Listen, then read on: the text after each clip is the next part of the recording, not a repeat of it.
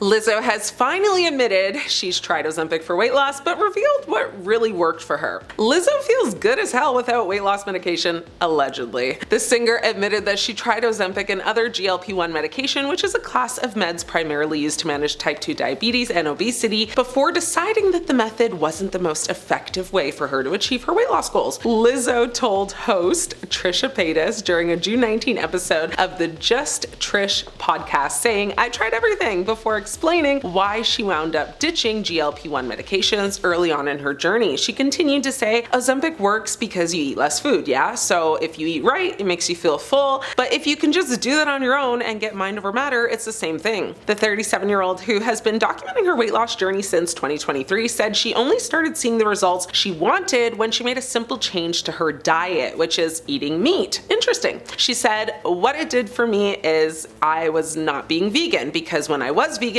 I was consuming a lot of fake meats. I was eating a lot of bread, I was eating a lot of rice, and I had to eat a lot of it to stay full." However, adding meat back onto her menu allowed her to more easily consume products that contain less fake sugar and weird stuff. She continued to say, "When I started actually eating whole foods and eating like beef and chicken and fish, I was actually full and not expanding my stomach by putting a lot of fake things in there that wasn't actually filling me up." And as for people who do stick with taking Ozempic to achieve their goals, Lizzo urged critics to stop looking at their choice as cheating. She said, "It's not easy. It's a medication to help somebody with something they're struggling with." She added, "I think people, it's their way of being fat phobic when you're telling someone they're cheating." In April, Lizzo opened up about some of her healthy habits that have allowed her to reduce her body mass index by 10.5 and drop 16% of her body fat. One of the things that Lizzo noted is that she now opts for super savory foods instead of sugary stuff in the morning. She said, "I do something sweet, it's gotta be with some sort of